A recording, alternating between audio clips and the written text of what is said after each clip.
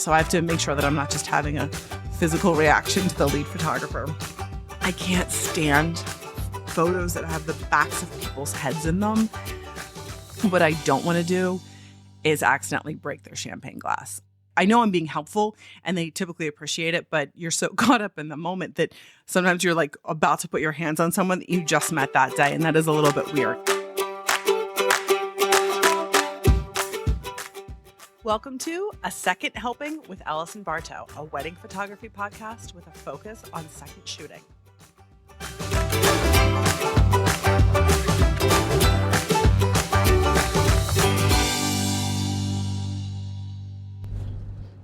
Welcome to this episode of Save, Delete, Dodge, and Burn, a wedding recap.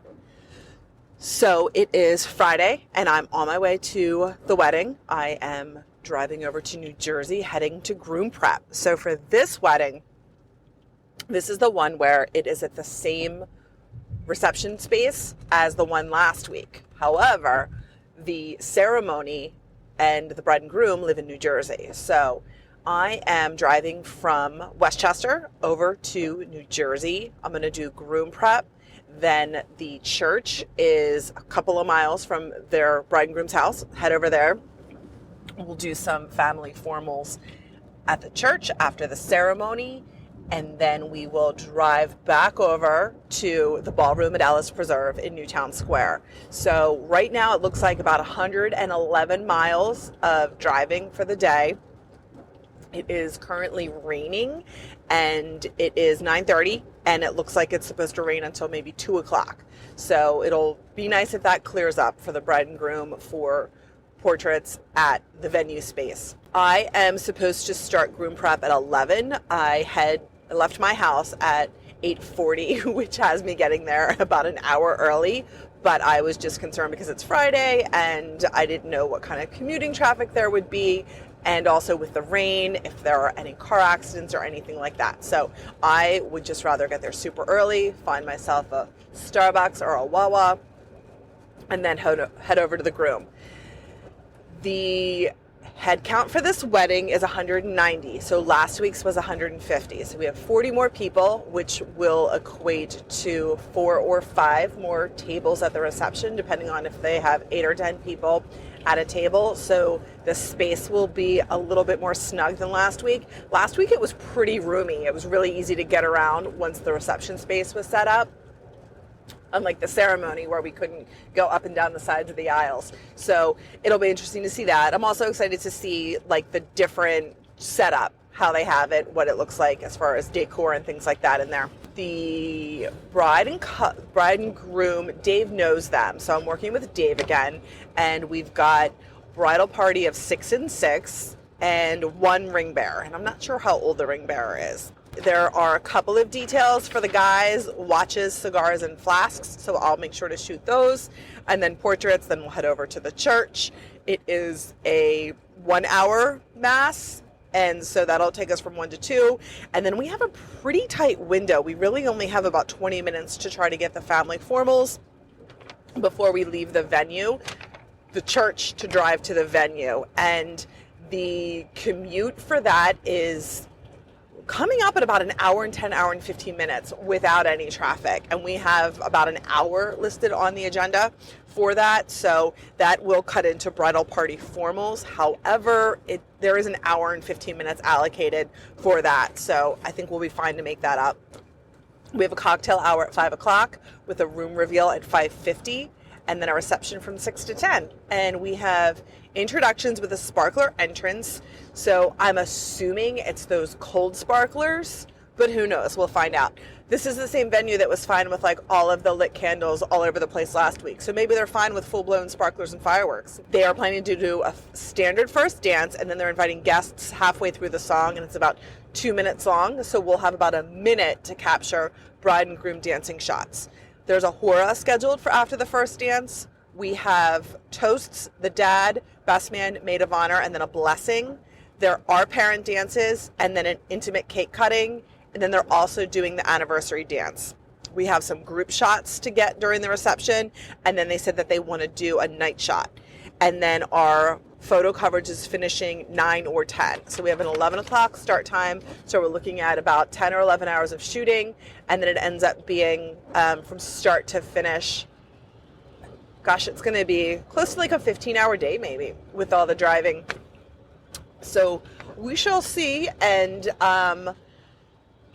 yeah, I'm excited to kind of compare and contrast last week's versus this week's with regards to, excuse me, light stands.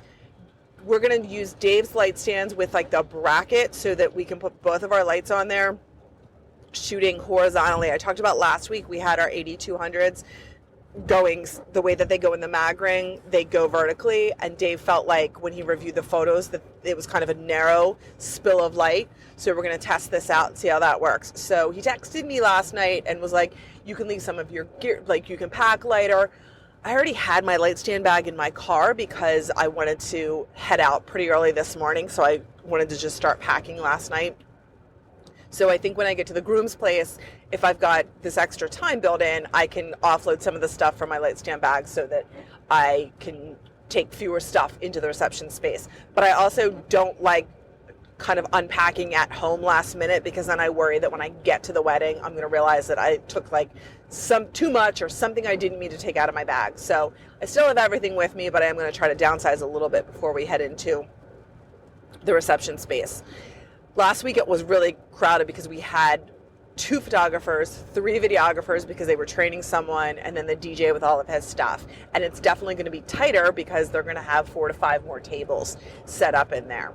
So it'll be good if I can leave some of my stuff in the car. And there was something else that I just thought. Oh, I brought my Manfrotto battery charging block with me to plug in the car because I have that hour drive from ceremony to reception space. So I figured I'd throw some of my batteries that I had been using in there to charge them up just to take advantage of that downtime. I have been shooting like all the way down until my batteries are almost dead, and I find that my batteries last really long. When I first started using my mirrorless cameras, I was like swapping them out when they showed that they were like 75% drained, but I just don't think it's accurate. I think they shoot way longer. So I've been kind of pushing it, and I'm not going through nearly as many batteries as I thought I was. But I'm going to give them a little top off there on the commute back. So I think that's it. I'll see what Dave wants to do for that night shot. I know how we set it up last time, so that'll be good because we did it, so we're fresh on that. And I think that's it. So I will be tuning back in to let you know how it's going. Okay, so just left the wedding reception, 9:48, so it was a solid 13-hour day. Got over to New Jersey without any issues this morning and did a little stop at Dunkin' Donuts for some iced coffee, ran into CVS, got to the groom's house, and I was pleasantly surprised. They already had their boutonnieres on. The florist had pinned their boutonnieres. Guys were very, very nice. Got the detail shots over there of the gifts and things like that. And then we all made our way over to the church, and I got some more ring photos there, but I didn't have the bride's engagement ring. So I just did some wedding band shots. I had his band, and then she had 2 wedding bands as well. So I did some there. And then the ceremony itself was an hour and 10 minutes long. I think it was a pastor. In the beginning, he briefed Dave and I, and he gave us like a play-by-play, blow-by-blow of what he was going to do, down to like, and at that time, I'll step over here, and then he was like, I'll go over here, and then if I remember, I'll have these guys come over here, and it was just so much information that we didn't need and we're going to remember. And so then at the end of the ceremony, he had them do, well, at the very end of the ceremony, he said, he like excused everybody very like informally before the bride and groom had walked back down the aisle. So people actually started getting up and leaving the pews and walking down. So, and it was already a pretty short aisleway for the recessional. So that was a little weird. So we were able to like quickly fire off a couple of shots of that. But there were like people really coming out into the main aisle there. And then he had everyone go outside, and then he had the bridal party do like a horseshoe through the front courtyard foyer of the church, which really just like ate into our time. So we had to really hustle through family portraits. Luckily, there wasn't a very detailed shot list. It was kind of big groupings. So we made it through that. But then the drive back ended up taking about an hour and 15 minutes, hour and 20 minutes. It rained all morning, and it had stopped raining during the ceremony. So we got back over to the reception, and we just had to like gather everybody up at that point because they'd been, partying on the bus the whole way over, and we got our portraits done, bridal party portraits. That went smoothly. Got bride and groom portraits, and we were chipping away at our list. We did cocktail, we set up. So Dave and I shared his light stands this time. So I had my 80-200s on his light stand, and I think both of mine were vertical because I couldn't get the Magmod octagonal screw off so that I could use that screw mount. So we'll see what happens. And I did on-camera flash in addition to the off-camera flash. The room actually had more space than I thought it would. They ended up having 2 long tables on the one side of the room, so that worked out fine. And lighting was good. There weren't any videographers this time, so that was kind of nice because, as I mentioned before, having 5 of us out there with like the videographers, tripod stands, and all of that was just a little bit intense last time. It was a band. It was Amsterdam by EVE. They were really good, but they brought out a microphone stand. So the people that were speaking, parent speeches, best man, maid of honor, were facing the bride and groom. So we did like a bunch of different angles, but you can't get everyone, bride, groom, and the speaker, like their faces all in one shot. Dave had like his own additional off-camera flash, and I was just he had like 3 off-camera flashes. I had my 2 in the opposite corners and then an on-camera flash. So that was, I think, okay. And then we had first dances, and I think that went pretty well. They were like long enough. They weren't too long. They just kind of like stayed in the middle. I know that sometimes Dave and I run into where a couple will be dancing and they'll go off and and kind of stick in the one far corner. And then it's tough because if your lights aren't reaching over there, then it's more difficult. We did get vendor meals this time, and I think I did pretty good with cocktail hour with the grip and grins. I made like several loops through the room, and I got like couples and triples and some bigger groups. So I feel like I got a lot of people for those.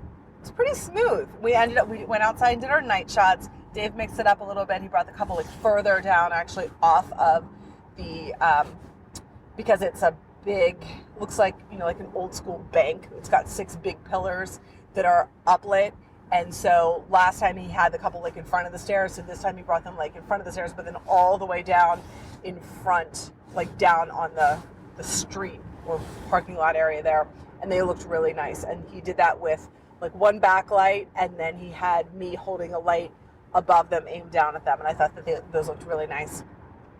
And the couple, they were really nice. Parents were nice. Bridal party was good. The weather held out. It was a little chilly for portraits, but everybody did pretty good. And then after all the dancing, when we brought them outside for night shots, they were really happy to be outside, which was nice.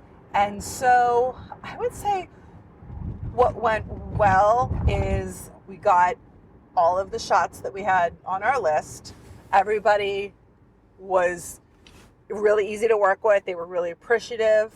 I would say what didn't go well would be the biggest thing that I was anticipating, just like the timing of stuff and having the ceremony run longer, having portraits kind of a little bit rushed, and then leaving the church about 10 minutes later than we wanted to. And we ended up getting back to the venue half an hour later than what the timeline said, which wasn't the end of the world, but you feel rushed. I did get some detail shots because the bride had her engagement ring. I asked Dave, and he said she did want ring shots. And so then I told them earlier that once everybody was settled at the reception, I would grab their rings to get some ring shots. So once we got through a lot of the formalities and they were dancing, then I borrowed the rings and I just did some macro shots of all of the rings. So his ring, her ring, and her 2 bands just at the sweetheart table. Those came out nicely.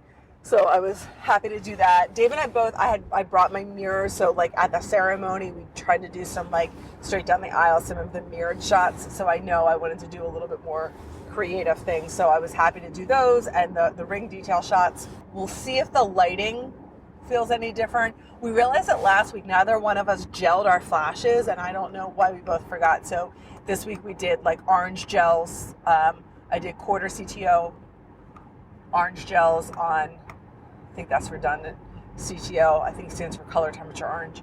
So quarter CTO gels on the flashes, both off camera and my on camera flash. And then I did the mag bounce for my on camera flash. And I think that the dancing shots came out good. The bride and groom, they danced a lot and they danced together a fair amount, which is always nice because sometimes they never are on the dance floor together.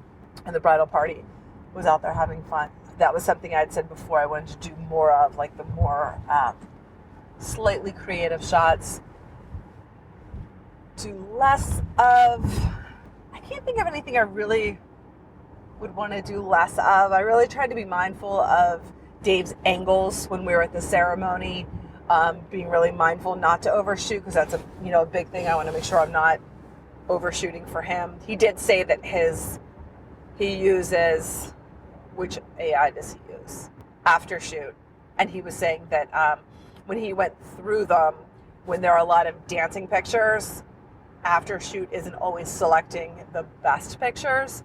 In my mind, when I'm shooting a lot during dancing, like if I fire off 10 shots of a couple dancing, I'll go through them and like immediately eliminate like 8 of them.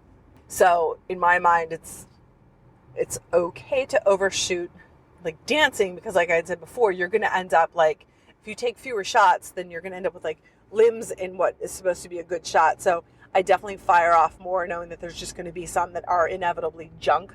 But he was saying what he runs into is that his AI culling isn't always picking the best shots. So that's not great. That was it. We wrapped up. It was good. Dave and I had a lot of fun. We were just there last week. So Abel was there again, the venue coordinator. He was really nice. Weather was good. So that was all great. So I think that was it. I'll probably check in again tomorrow after I get some sleep and remember some other things. But yeah, we were laughing a lot. We just had a good time and the couple were super happy. So they should be wrapping up now. The reception ended at 10. So I think everybody was happy. All right, I'll check in later.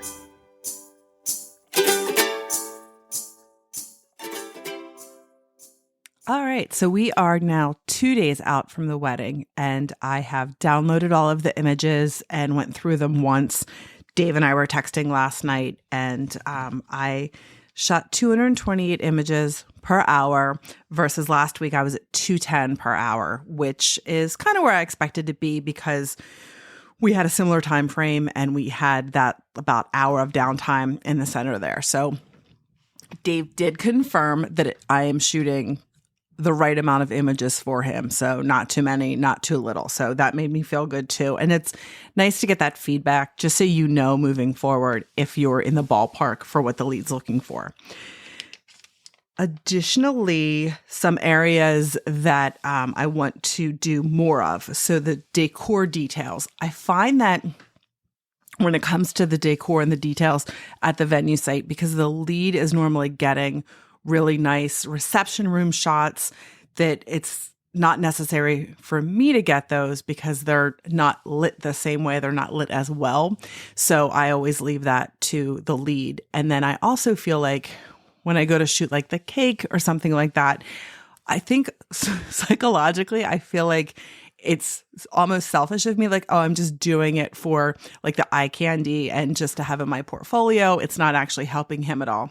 But I don't think I really believe that because I think it's probably good for him to have additional angles.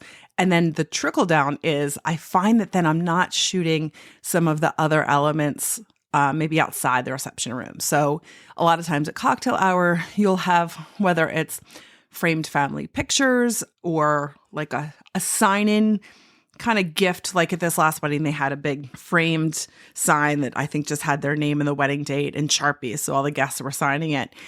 And I struggle because a lot of times when I first get to the venue, it's not all set up yet. So I don't take a photo. And I think what I need to do is just take a quick photo of what it looks like then. And then when I come back in half an hour and suddenly there are votive candles there, snap another photo.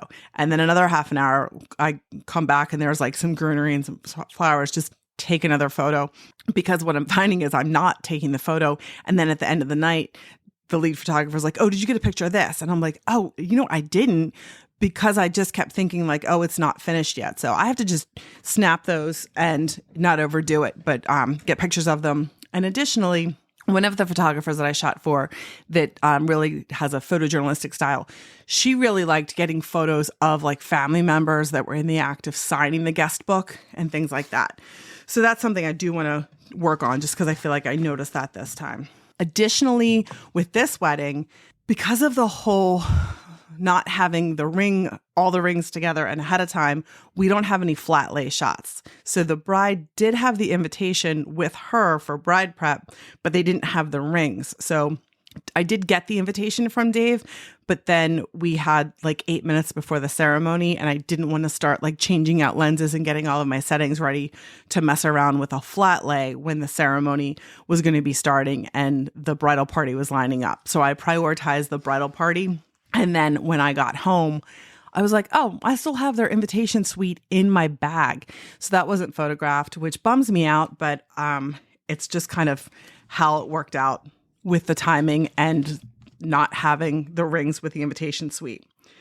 Something else from like a tip standpoint, an advice standpoint is I always, before I touch a bride or a mom or someone in the wedding party, hair or their jewelry, I'll always just ask real quick, because like I know I'm being helpful and they typically appreciate it, but you're so caught up in the moment that sometimes you're like about to put your hands on someone that you just met that day, and that is a little bit weird, and some people aren't okay with it. So just make sure you're asking, and most people are like, oh my gosh, thank you, just if you're adjusting their necklace or their hair. So that's something that I think is important. Also, everyone today with watches, when they get watches as gifts, the time never seems to be set, or the date. So I always check that, because there's no point in taking detailed photos of a watch that has a date that isn't their wedding date on it. So I always check that. And then once they've set it, then I'll go back through and get detailed shots of the front. Also, when I see or hear parents or people in the wedding party kind of voicing, not even really voicing concerns, but just kind of like mentioning something, I really try to take it to heart and hear them. So like this dad, he had a comment on, he had his hat on, like a baseball hat, when he was walking outside, and he was like, I got to keep the glasses dry. And I was like, all right. In my head, I'm thinking, all right. And then when I was doing just some casual groom portraits during groom prep, I brought the parents in to like zhuzh the bow tie and just get some photos of them. And then dad made another comment about his glasses and like, oh, do they look okay? And I said, yeah. And he was like, should I take them off? And I just said, you know what? Yeah, let's do some with and some without. So the glasses seem to be kind of not an issue for the dad, but something he was really aware of. So I never want to just blow someone off and be like, no, it's fine. So I'd rather just get options with and without so that it's covered. Same thing whenever we're lining up people for like wedding party shots. If a woman makes a comment about like her arms, or like, does something look okay? Or like, oh, where do I put my hands? I don't just say, oh, no, it's fine. I'll really try to think of like, okay, she's uncomfortable with something, so I will make her feel good, but then I'll also just try to figure out if there's a better way to position her arm or her fingers so that, because she's thinking about it. So that means that it's going to be the first thing she looks at when she sees those portraits, because we all know that the first thing everybody looks at in a group picture is themselves. So I do make sure that I'm hearing people and not just reassuring them, but like kind of trying to help the situation. The other thing was at one point during the moments leading up to the ceremony, I came back into the bridal prep area and I saw Dave standing there with his hands out, and they were handing him bobby pins as they were doing her veil. So as the second, I got a quick picture of it, and then I swooped in. I was like, here, I can do that. So then Dave was able to take pictures. So I always want to be aware of that as the second. If I see him doing something that isn't as important, I can jump in and do that just to free him up so he can get back to shooting. One of the areas that I enjoy shooting and I feel like there's a good return are the photos during the lineup, where everybody's lined up waiting to go into the ceremony. The lead photographer is all the way at the front of the aisle. They're not seeing anything that's going on, so they don't have any pictures of that. And they really are emotionally charged moments. So I've been getting, I know last week, because we had the flash and we were walking from like a brightly lit foyer into a very dark ceremony space with flash, I didn't want to mess with my settings that I'd already dialed in and lose that opportunity. So I didn't get as many photos while they were waiting as I would have liked to. With this, because they were in the back of the church and heading in, I was able to get those photos.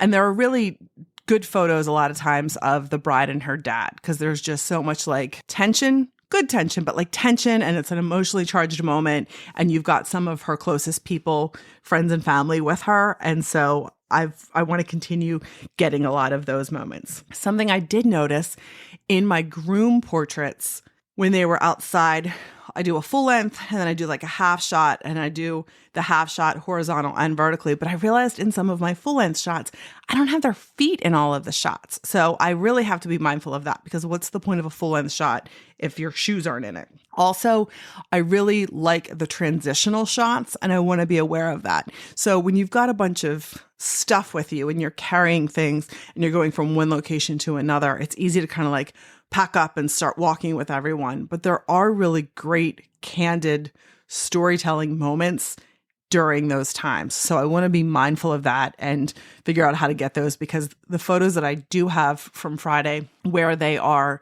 just kind of walking from portraits to something else, it's like that downtime between like, all right, we're done with, these portraits. We have a breather until we get to this next spot. So they're laughing and having fun. They've made it through the ceremony. It's almost cocktail hour. And so they're just really nice, candid photos that are great. So I want to make sure I'm getting more of those. I've been happy with grip and grins. I think the lighting's been good. I typically do 2 to 3 of those, because 3 if it's more than 2 people, because you always get someone blinking in there. And then the other thing is, when you're going through the photos, so much is happening behind the scenes that you'll have just all of a sudden there's like someone's arm right between, 2 people's heads, or, so by having at least 2 or 3 shots of each grouping, then normally you've got like a good keeper to pick from. Focusing on more reactions. So it's just something for me psychologically where I'm like, okay, I've got a job to do. This is the main event.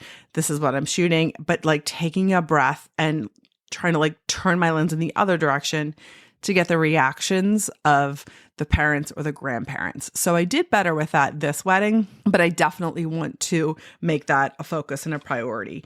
And also kind of overshoot those moments, because what I'm seeing is when people are really emotional, you've got some great photos, but then there's some real junk in between, because you've got like, whether it's ugly crying or you've got 2 or 3 people emoting, like one person, it's like a great moment. And then the other person, they're like in between expressions. And so not all of them are very flattering. So I feel like you do need to shoot a lot to get keepers when you're dealing with like people crying and their faces are scrunched up. So I want to make sure I'm shooting a lot of options for that. I just want to continue to try the different angles. I had some success with the different angles this past wedding during speeches. I tried some different things. I feel like things worked out. Even some of the things I wasn't crazy about, like I was still glad I did it. Cause I'm like, that might be a shot that, that the lead photographer will use or include. I can't stand photos that have the backs of people's heads in them. But I did try to get some where I had like the best man or the maid of honor, because they were standing in a microphone speaking towards the bride and groom. I had the bride and groom on either side framed, and then like the person speaking was out of focus, just to kind of tell the story, because it was such a strong reaction to those speeches. I don't think I love those photos, but I kind of like having them just to have them to give the bride and groom. Cake cutting, this time I really did focus on, I got some photos of the actual cake cutting, but I also really focused on getting the parents' reactions, because the lead photographer, he's got an additional light over there. So he's going to have them lit the way that he wants, and they look really good. So me there with my on-camera bounce flash isn't capturing the same quality of photo of the bride and groom. I know he's primarily focused on them. So I'm definitely making it a priority to get the reactions of the family member or the close friends that are there. Something else, when I was doing the detailed shots at the sweetheart table, they had engraved champagne glasses that had their name and the wedding date on it. And so I tried to incorporate those a little bit with the rings. It didn't work out. Then I was trying to get like those sort of backlit. And what I saw was that there were a lot of fingerprints on the glass. And I gave them like a slight wipe with a cloth napkin. And then I just stopped because what I don't want to do is accidentally break their champagne glass. I don't know what quality of crystal it is. I don't know how sturdy it is. I don't know anything about it. And it's just not worth it to break their, their wedding glass. And so I just kind of moved past that. So those are just more thoughts after the fact. Overall, save, delete, dodges, and burns. The good things, it was a great day. Everybody was happy. There weren't problems. It worked out really well. Things that didn't go great, I would say for me, I'm still not happy with the quality or lack of quality in the focus during the dancing photos of the reception. So I know like the more people that are on the dance floor and the more things that are going on, the greater the chance that focus isn't going to hit where I want it. But I just don't think the number of images I'm seeing that are not in focus is acceptable. So I've got to figure out just some other things to try. The other thing that I totally forgot about before until I was going through the images, they had a couple, not a lot, just a couple of tall cylinder vases with candles in them on the sweetheart table, which is a nightmare when you're trying to photograph them. So I could really do without those because you're trying to frame the bride and the groom and the person who's speaking who's not at an optimum angle. And you're trying to, not include the other photographer. And then on top of it, you then have to keep repositioning to make sure that the bride and groom don't have a cylinder vase cutting through their face. And a couple of my shots have that. And it's just unfortunate because the speeches have such emotion going on. There are a few that looks like they would have been nice shots if there wasn't a cylinder vase right there. Things I want to do more of is just getting the creative options moving forward, continuing to find opportunities to do something different that is going to benefit the lead photographer. I feel like it's kind of like the decor details. In my mind, I'm like, is this just for me? Am I just doing this so that I can do something creative and play around? And is it for my portfolio? And it's not. It's something that I feel like the lead could get and be like, oh, wow, that's not something I got. But in my head, I'm thinking like I have, a job to do and I should be like the main action that's going on and the sure thing. But I really do want to work on that because I know the benefit to that. Also establishing shots. I feel like I used to do more establishing shots of like the name of the venue or just kind of like those storytelling elements that might fit into an album. And I've gotten away from that a little bit. And I don't always see the final galleries from the lead photographer. So I'm not sure if they're getting those. And I think that that's one of those things that I've probably not focused on, just assuming that they're getting it. So I want to make sure I'm doing a little bit more of that. Because again, it's only like one or two photos that has like the name of the venue, but you want to have that in the gallery or at least, in your finals. Something else is shoot through the emotion. And so a lot of times I instinctively, if I see the other photographer like put their camera down or move, I do that too. And so they might be going off to do something else, but I found that sometimes when I keep shooting, I'm getting some good images there. So I have to make sure that I'm not just having a physical reaction to the lead photographer.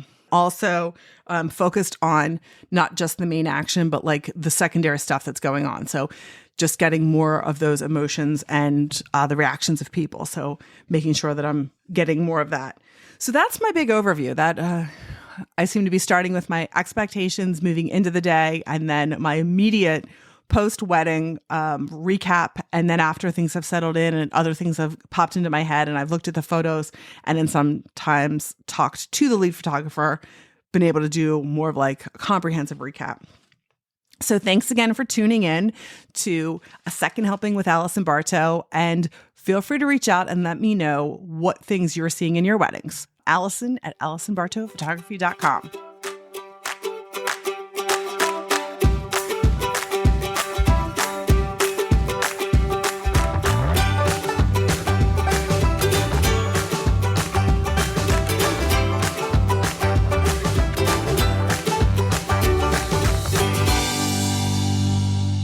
What I don't want to do is accidentally break their champagne glass.